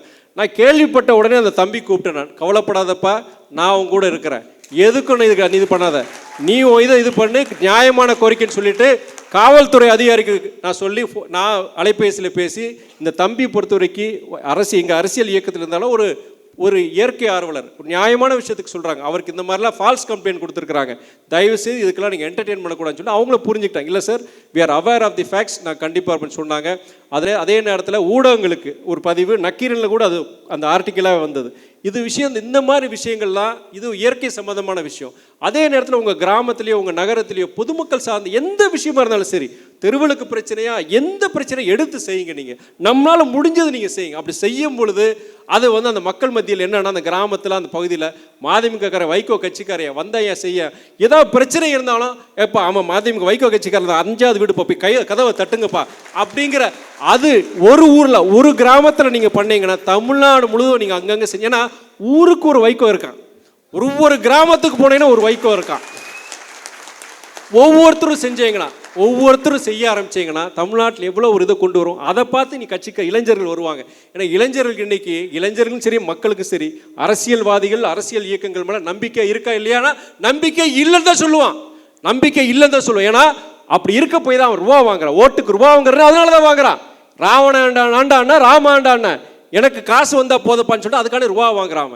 அந்த ஒரு அவநம்பிக்கையை நம்ம எடுக்கணும்னா, நம்ம தோழர்கள், நம்ம இயக்க தோழர்கள் அந்தந்த பகுதிகளுக்கு பிரச்சனை எடுங்க. அதே நேரத்தில் ஒரு இன்னொன்று சொல்லணும். நம்ம இயக்கத்தில் இன்றைக்கி சட்டமன்ற உறுப்பினர்கள் இருக்கிறாங்க, நிறைய உள்ளாட்சித்துறையில் உள்ளாட்சி அமைப்புகள் நிறைய பேர் இருக்காங்க, நல்லா சிறப்பாக செயல்பட்டு இருக்காங்க. இன்றைக்கி நம்ம அண்ணன் பூமிநாதன் வந்திருக்கிறாங்க. இன்றைக்கி ஒரு சட்டமன்ற உறுப்பினர் எப்படி செயல்படணும் அதுக்கு ஒரு எடுத்துக்காட்டாக இருக்கிறவர் தான் நம்மளுடைய பூமியன். நான் இது முகஸ்துதிக்காண்டி சொல்கிறவன் கிடையாது. நான் ஏர்போர்ட்டில் பல திமுக அமைச்சர்களை சந்திச்சிருக்கிறேன், நான் திமுக எம்எல்ஏக்களை சந்திச்சிருக்கிறேன், மற்ற இயக்கத்தை சார்ந்த அவங்க எம்எல்ஏ சட்டமன்ற உறுப்பினர் பல பேர் எங்கிட்ட சொல்கிறது, உங்களுடைய எம்எல்ஏ மதுரை எம்எல்ஏ வந்து எங்களுக்கெல்லாம் ரொம்ப சங்கடமாக இருக்குது, எல்லாத்தையும் பண்ணிடுறாரு எல்லாம் பண்ணுறாரு, எங்களுக்கெல்லாம் கம்பேர் பண்ணுறாங்க எங்கள் தொகுதியில், அவர் அப்படி பண்ணுறாரு, பூமியனை இப்படி பண்ணுறாரு அப்படி பண்ணுறாரு, நீங்கள் ஏமாத்துறேன்னு சொல்லிட்டு மக்கள் கேட்குறாங்க எங்களை. ஏன்னா இன்றைக்கி எல்லாமே அவரும் பதிவு பண்ணுறாரு, என்னென்ன செய்கிறாரோ அவர் எல்லாம் பதிவு பண்ணுறாரு, இணையத்தில் வருது, செய்திகள் வருது. அப்படி அவர் சிறப்பாக செயல்படும் போது அவருக்கு பெருமை, அவரால் கட்சிக்கு பெருமை, அவரால் கட்சி தலைவருக்கு பெருமை. நான் ஒரு உதாரணத்துக்கு சொல்கிறேன், அந்த வாய்ப்பை பயன்படுத்திக்கிட்டார். அவர் வெற்றி ஒன்றும் சாதாரண வெற்றி கிடையாது, அவ்வளோ கஷ்டப்பட்டார் அந்த வெற்றிக்கு. ஆனால் அந்த வெற்றியை தக்க வச்சுக்கணும்னு சொல்லிட்டு ஒவ்வொரு நாளும் காலையில் 6 மணிக்கு எழுந்திரிச்செல்லாம் அவருக்கு நைட்டு படுக்கும்போது 11 மணி 12 மணி, ஆனால் அவ்வளோ உழைப்பு. அதெல்லாம் நான் பார்க்குறேன். இதுதான் இந்த மாதிரி நபர்கள் தான் அவங்களுக்கும் சரி கட்சிக்கும் சரி ஒரு பெருமை சேர்க்கறத நான் பார்க்குறேன். அதனால் என்னென்னா, வர்ற காலங்களில் பொறுத்த வரைக்கும் நம்ம கவனமாக செயல்படணும், ரொம்ப சில பல்வேறு விஷயங்கள் நம்ம வந்து கவனம் செலுத்த வேண்டியது இருக்கும், கவனமாக இருக்கணும். இன்னொன்று, ஜீவன் என்ன பேசும்போது சினிமாவில் சொல்லி சினிமாவில் பொறுத்த வரைக்கும் சில சண்டை சினிமாவில் பொறுத்த வரைக்கும் கிளைமேக்ஸ் சீனெல்லாம் வரும்னு சொன்னார். நான் வந்து இந்த தேர்தலை பொறுத்த வரைக்கும் இந்தியா தேர்தல் எனக்கு தெரியல, அங்கே நம்ம நம்பிக்கையாக இருக்கும் இந்தியா கூட்டணி ஜெயிச்சிடணும். ஆனால் அதை பற்றிய முழு விவரங்கள் நமக்கு கிடையாது. தமிழ்நாட்டு தேர்தலை பொறுத்த வரைக்கும் இங்கே கிளைமேக்ஸ் எல்லாம் ஒன்றும் கிடையாது, சாவடி தான். இன்னைக்கு எவனும் கிடையாது, ஃபீல்டில் கிடையாது. ஏன்னா ஏன் சொல்கிறேன்னு வச்சுக்கோங்க, நம்ம சகோதரர் அண்ணாமலை இருக்கிறார்ல, பாஜக அண்ணாமலை, எனக்கு ஒரு சந்தேகமாக இருக்குது. அவர் திமுகவுடைய ஸ்லீப்பர்ஸ் எல்லாரும் போகிறோம் பிஜேபியில் கூட்டணியை உடைச்சிட்டாரு. பாஜக அதிமுக கூட்டணியை உடைச்சிட்டாரு. வெற்றி எளிது. நம்ம எதிரி நண்பன் அங்கே தான் இருக்கிறான். எனக்கு சந்தேகமாக இருக்குது எனக்கு இப்போ. அதனால் வந்து இங்கே தமிழ்நாட்டு தேர்தலை பொறுத்த வரைக்கும் இங்கே கிளைமேக்ஸும் கிடையாது, எதுவும் கிடையாது. நல்ல ஒரு 39க்கு 39 நம்முடைய முதலமைச்சருடைய தலைமையிலான கூட்டணி மாபெரும் வெற்றியை பெறுங்கிறது தைரியமாக இருக்கலாம். நீங்கள் அதே நேரத்தில் இப்படி சொல்கிறதுனால வந்து நம்ம ஒரு கவனக்குறைவு இருக்கக்கூடாது. என்னென்னா தேர்தல், ஏன்னா அவர் பூமி என்னை பொறுத்த வரைக்கும் சொல்லுவார், நானும் பல இடம் சொல்லியிருக்கேன். ஏன்னா தோல்வியை பார்த்துருக்கிறேன், அவரும் தோல்வியை பார்த்துருக்காரு. வெறும் 57 ஓட்டான வெறும் 52 ஓட்டில் சட்டமன்ற, போன முறை ஒரு தடவை வந்து சட்டமன்ற தேர்தல் தோத்தார், வெறும் 52 ஓட்டில். அந்த மாதிரி நம்ம வந்து அசால்ட்டாக இருந்துடக்கூடாது. ஏன்னா இன்றைக்கி வந்து எதிரிகள் பொறுத்த வரைக்கும் வெவ்வேறு யுக்திகளை கையாளுவாங்க. இன்றைக்கி பார்க்குற இவிஎம்ஐ கூட ஹேக் பண்ணலாம், செய்யலாம், நாளைக்கு மாற்றலாம், என்ன வேணால் பண்ணலாம். நம்ம தேர்தல் அந்த பிரச்சாரத்துலேருந்து ஆரம்பித்து அன்றைக்கி தேர்தல், நாளைக்கு தேர்தல் முடிஞ்ச பிறகு வாக்கு எண்ணிக்கை 3 இல்லை ஆரம்பித்ததுலேருந்து முடிக்கிற வரைக்கும் நம்ம கவனமாக இல்லைன்னா எது வேணால் நடக்கலாம். அது நம்ம கட்சியை பொறுத்த வரைக்கும். ஏன்னா நம்ம கட்சி வளர்ந்துடக்கூடாது, இருக்கக்கூடாது, எல்லாருக்கும் இருக்குது. இந்த கட்சி வந்துடக்கூடாது, செஞ்சிடக்கூடாது. ஆனால் அதனால தான் சொல்கிறேன், ரொம்ப கவனமாக இருக்கணும். நீங்கள் தேர்தல் சட்ட வழிமுறைகள், நீங்கள் எலெக்ஷன் ஆரம்பித்து அனௌன்ஸ் பண்ண உடனே இந்த தேர்தல் சட்ட வழிமுறைகள் சொல்லுவே ஒரு லிஸ்ட்டை கொடுப்பாங்க. நம்ம வழக்கறிஞர் அணி குறிப்பாக அதை நீங்கள் படித்து, நம்ம ஒரு 2 சீட்டில் போட்டிங்க. அப்போ அந்த 2 தொகுதியில் பொறுத்த வரைக்கும் அங்கே இருக்கிற தேர்தல் முகவர்கள், நம்முடைய பூத் ஏஜென்ட்ஸ், அந்த கூட்டத்தில் வரிசையாக அவங்க புரிகிற மாதிரி, எளிய முறையில் புரிகிற மாதிரி தேர்தல் அந்த சட்ட விதிகள் எல்லாம் சொல்லி அங்கே புரிகிற மாதிரி சொல்லணும். அதுதான் முதலுது. ஏன்னா அந்த விதிமுறைகள் தெரியாமல் நம்மளே கூட தவறுகள் செய்யலாம். ஒரு சின்ன தவறுனால பெரிய நம்ம ஒரு சங்கடத்துக்கு நம்ம ஆளாகலாம். அது ஒன்று. 2வது பொறுத்த வரைக்கும் வாக்குச்சாவடி முகவர்கள் கண்டிப்பாக வந்து ஏற்கனவே உங்கள் பேசியிருப்பாங்க, உங்கள் மாவட்டங்கள் எல்லாம் பேசியிருப்பாங்க. வாக்குச்சாவடி முகவர்கள் பொறுத்த வரைக்கும் 100க்கு 100 இருக்கணும். அந்த கிராமத்தில் நம்ம கழகத்தோழர் யாரும் இல்லையா, அப்போனா பரவாயில்ல, கூட்டணி திமுகவோ விடுதலை சிறுத்தைகளோ காங்கிரஸ் எந்த ஒரு கட்சியோடைய கூட்டணி நமக்கு நம்பிக்கையான ஒரு நபர் அந்த கிராமத்தில், அந்த பக்கத்து ஊருக்காரனுக்கு தெரியும், இப்போ அவன் நல்ல பையன்ப்பா, நல்லா செயல்படுறார், அவரை வந்து நம்ம அந்த பூத் ஏஜென்ட் பண்ணோம். 100க்கு 100 அந்த பூத்தில் ஆளே இல்லையா, நமக்கு கண்டிப்பாக அது ஒரு சங்கடம், நம்ம அசிங்கமாக போயிடும், நம்ம கட்சிக்கு வந்து அங்கே ஆளே இல்லைன்னு சொல்லி. அது கிடையாது, உண்மைக்கு புறம்பாக எதுவும் நடந்துக்காது. அதனால் வர பிரச்சனைகள் நம்ம கட்சிக்கு வந்து ரொம்ப பெருசாக இருக்கும். அதனால் பூத் ஏஜென்ட்ஸ் பொறுத்த வரைக்கும் 100 விழுக்காடுகள் இருக்கணும். அடுத்து வந்து தேர்தல் பரப்புரை பொறுத்த வரைக்கும் இன்னைக்கு மாறிடுச்சு. இன்றைக்கி முன்னாடி பார்த்தீங்கன்னா மேடைகள் போட்டு ஊருக்கு போய் மேடைகள் போட்டு நம்ம பிரச்சாரம் செய்வோம். இன்றைக்கி அதெல்லாம் போய் 90 விழுக்காடுகள் இணையத்தின் மூலமாக தான் பிரச்சாரம் நடக்குது, சோஷியல் மீடியா மூலம் தான் இன்றைக்கி பிரச்சாரம் நடக்குது. அப்போ என்ன சொல்லணும், என்ன சொன்னால் ஜனங்களுக்கு புரியும். ஏன்னா பிஜேபிக்காரன் உனக்கு தெரியும், உனக்கு எவ்வளோ பயங்கரமான ஃபால்ஸ் நெரேட்டிவ்ஸ், பொய்யான தரவுகள் வச்சு மக்கள் நம்பிக்கை அதை நம்புகிற மாதிரி கொண்டு போகிறான் விஷயங்களை. அப்போ அதை முறியடிக்கிற மாதிரி என்னென்ன நம்ம யுக்திகளை கையாளுங்கிறது அதை முதலே முடிவு பண்ணி தேர்தல் பரப்புரைக்கு உண்டான என்னென்னது இப்போவே அந்த டேட்டா வந்து நீங்கள் தயார் பண்ணணும். அது எப்படி கொண்டு போகிறோம், வாரும் அவன் தேர்தல் நம்மளை பற்றி, நம்ம கேண்டிடேட்டை பற்றி தவறான விஷயங்கள் கொண்டு வரலாம். அப்படி தவறான விஷயம் கூட அதுக்கு முறியடிக்கிற மாதிரி, நம்ம பதிலடி கொடுக்குற மாதிரி என்ன நம்ம செய்யணும், அந்த மாதிரி யுக்திகளை நம்ம கையாளணும். அடுத்து தேர்தல் நாள் அன்னைக்கு கடைசி வரைக்கும் நம்ம வந்து ஒன்று பயங்கர லீடிங், அப்போ அப்படியே நடக்க போகுது. இந்த தேர்தலை பொறுத்த வரைக்கும் மதிமுக கேண்டிடேட் யாராக இருந்தாலும் சரி லட்சக்கணக்கில் வித்தியாசத்தை ஜெயிக்க போகிறோம், நமக்கு அதில் சந்தேகமே இல்லை. ஆனால் அப்படி இருந்த போதிலும் கடைசி ஓட்டு எண்ணி முடித்து நம்ம அந்த இதில் கையெழுத்து போடுற வரைக்கும் இருந்துட்டு தான் போகணும். ஏன்னா நான் தலைவருடைய தேர்தலில் நான் போயிருக்கிறேன். தலைவர் தோக்குற மாதிரி இருக்கும்போது நம்ம மக்களே சோர்வடைஞ்சு போயிடுவாங்க. ஆனால் கடைசி வரைக்கும் ஸ்பார்ட்டாவின் 300 வீரர்கள் போல் நிற்கணும். அப்படி நின்று வந்தால் நான் என்ன தலைவர் தோக்க போறான்னு தெரியும், ஆனால் கடைசி வரைக்கும் இருக்குன்னு நினச்சி என்ன மாதிரி பல பேர் இருந்தாங்க. ஆனால் தவறாக சொல்ல அந்த மற்ற தோழர்களை, ஆனால் அவங்களுக்கு என்னென்னா தலைவர் தோக்க போறாரே நினச்சி அந்த மனசு சங்கடத்தில் அவங்களால இருக்க முடியாமல் இதில் வேற கேலி கூத்து வேற நம்ம கிண்டல் பண்ணுவான் செய்வான், அதெல்லாம் இது பண்ணிட்டு வெளியே போயிடக்கூடாது. கடைசி வரைக்கும் என்ன தோல்வி தோல்வி, அதனால என்ன கர்மவீரர் காமராஜர் ஐயா தோத்திருக்கிறாரு, ஐயா நல்லகண்ண ஐயா தோத்திருக்காரு, நம்ம தலைவர் தோத்திருக்காரு. தோல்வி தேர்தல் வரும் போக எல்லாம், ஆனால் களத்தில் நிற்கணுமோ அது நம்ம முக்கியமான ஒன்று. அதனால் இன்னைக்கு கூட்டத்தில் பொறுத்த வரைக்கும் இன்னைக்கு எல்லா முக்கியமான விஷயங்கள் நான் சொல்லிட்டேன். நான் என்ன பொறுத்த வரைக்கும் நம்ம எண்ணிக்கைகள் தேர்தல் பொறுத்த வரைக்கும் நம்ம 2 லோக்சபா கேட்டிருக்கிறோம், யாருக்கே ஒரு ராஜ்யசபா கொடுத்துருக்குறாங்க. அதை நம்மளுடைய பத்திரிகையில் எல்லாத்துலேயும் நீங்கள் பார்த்துருப்பீங்க. நீங்கள் அதில் வேறு புதுசாக ஒன்று சொல்கிறதுக்கு ஒன்றும் கிடையாது. அதாவது யாரை நிற்க போகிறாங்க, எந்த தொகுதிங்கிறது நம்ம தலைமை, கூட்டணி தலைமை அவங்க முடிவு பண்ணுவாங்க. அது ஆனால் யார் வேட்பாளராக இருந்தாலும் வெற்றி பெற வைக்க வேண்டியது நம்மளுடைய கடமை. இதுதான், அதுதான் முக்கியம். இயக்கம் முக்கியம், இயக்கம் கொள்கைகள் முக்கியம். யார் வேட்பாளருங்கிறது எல்லாமே வைகோ தான், எல்லாமே துரை வைகோ தான் சொல்லிட்டு இந்த தமிழ்நாட்டு வாழ்வாதார பிரச்சனைக்கான 60 வருஷம் உழைச்சிருக்கிறார் தலைவர் வைகோ. நீங்கள் ஸ்டெர்லைட் ஆலையை மூடுறதா இருந்தாலும், நியூட்ரினோ அந்த திட்டத்தை தடுத்து நிறுத்தினா இருந்தாலும் சரி, தஞ்சை வேளாண் மண்டலத்தில் அந்த நச்சு திட்டங்கள், இந்த ஹைட்ரோ கார்பன் மீத்தேன் திட்டங்களை நிப்பாட்டினாலும் சரி, இல்லை நெய்வேலி NLC நிறுவனம் தனியார் மயம் ஆகாமல் இன்றைக்கி தடுத்து நிறுத்தினா இன்றைக்கி அத்தனையும் பாடுபட்டு போராடியவர் நம்ம தலைவர் வைகோ அவர்கள். தலைவர் வைகோ அவர்கள் லட்சியங்கள் அவர் வாழ்நாளிலே நிறைவேற வேண்டும் என்ற சபதமேற்று வாழ்க வைகோ, வளர்க மறுமலர்ச்சி திராவிட முன்னேற்ற கழகம் என்று கூறி விடைபெறுகிறேன். நன்றி, வணக்கம்.